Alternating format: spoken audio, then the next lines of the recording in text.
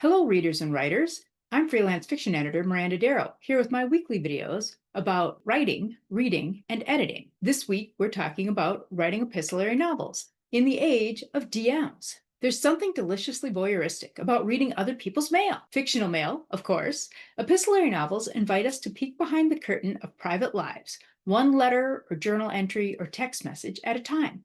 From Dracula to Attachments to Where'd You Go, Bernadette, these stories often turn the communication itself into a storytelling engine.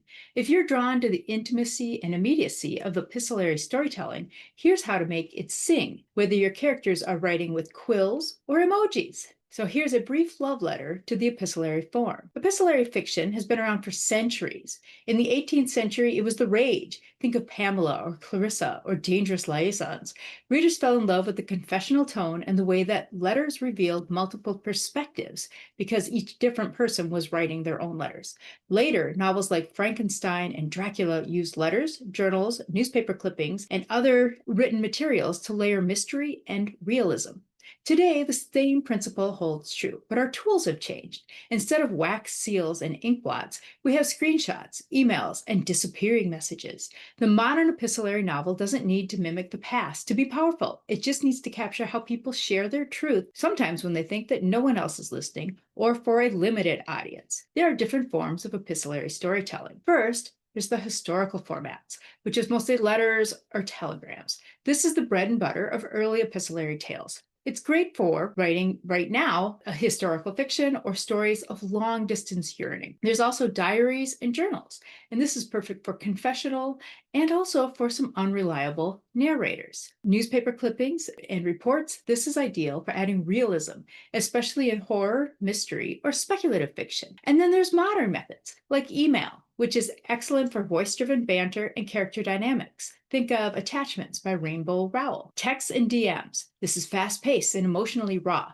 Great for romance, YA, and thrillers. And social media posts and forums showcase the performative side of communication and how we curate our identities for public consumption. Then there's voice memos and video logs. So this could be a hybrid form that captures the tone, rhythm, and style that's perfect for multimedia-inspired storytelling. Mixing mediums can deepen authenticity. Imagine alternating between a historian's journal and her descendants' TikTok transcripts. That tension between eras can drive emotional resonance and theme. There are some themes and tropes that shine in epistolary fiction. The format itself invites certain stories and emotional beats. One of them is confession and the concept of secrecy. Epistolary fiction thrives on privacy being breached or shared. What happened when the wrong person reads the right letter? For this one, think about To All the Boys I've Loved Before, where the main character writes a bunch of letters that she did not expect to get sent to every boy she'd ever have a crush on. Distance and connection, whether lovers are separated by oceans or friends ghosted in a group chat, communication defines the space between them. Unreliable narration, letters can reveal bias. Diary entries can omit the inconvenient. Readers become detectives, piecing the truth from the fiction. Discovery and legacy. The found document trope lets the stories unfold like a mystery. Someone unearths what was meant to be hidden. Another theme is intimacy and voice. Each message feels personal. The reader becomes confident, complicit in the secrets that the characters don't even share aloud. So what are some craft tips for writing epistolary stories? Anchor the emotional timeline. When every piece of communication is dated, use that chronology to track tension and emotion, and don't let the story feel like a shuffled inbox.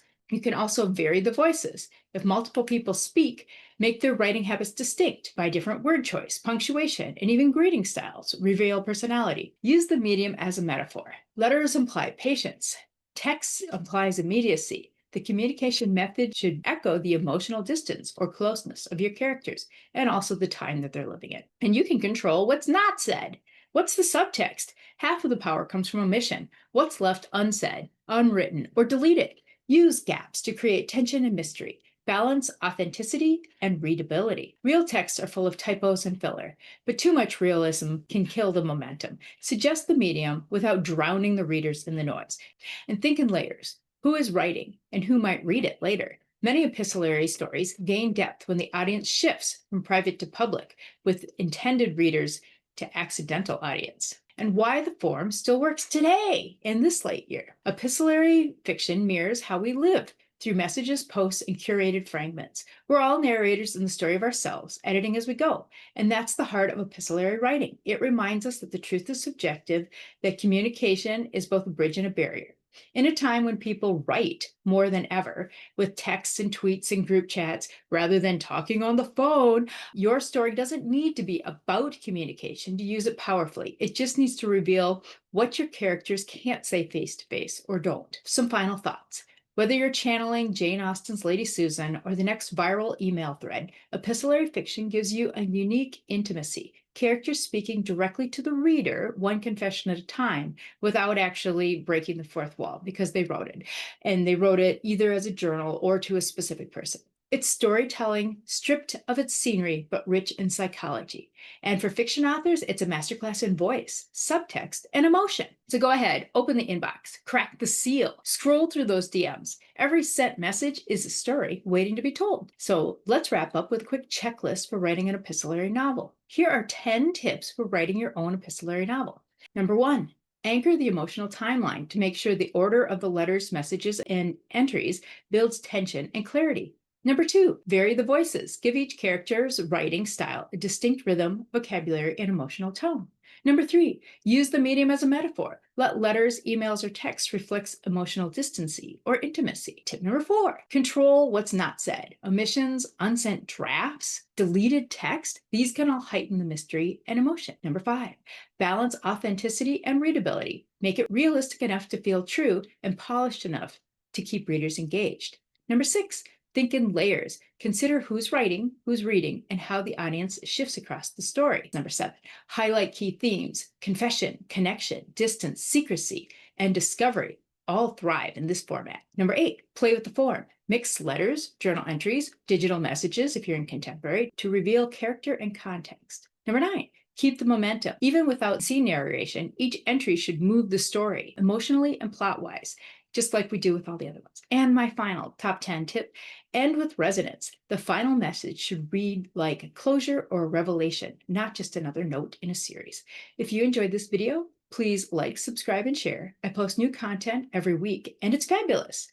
I write about writing, editing, and the writing life. This is freelance fiction editor Miranda Darrow, wishing you happy writing.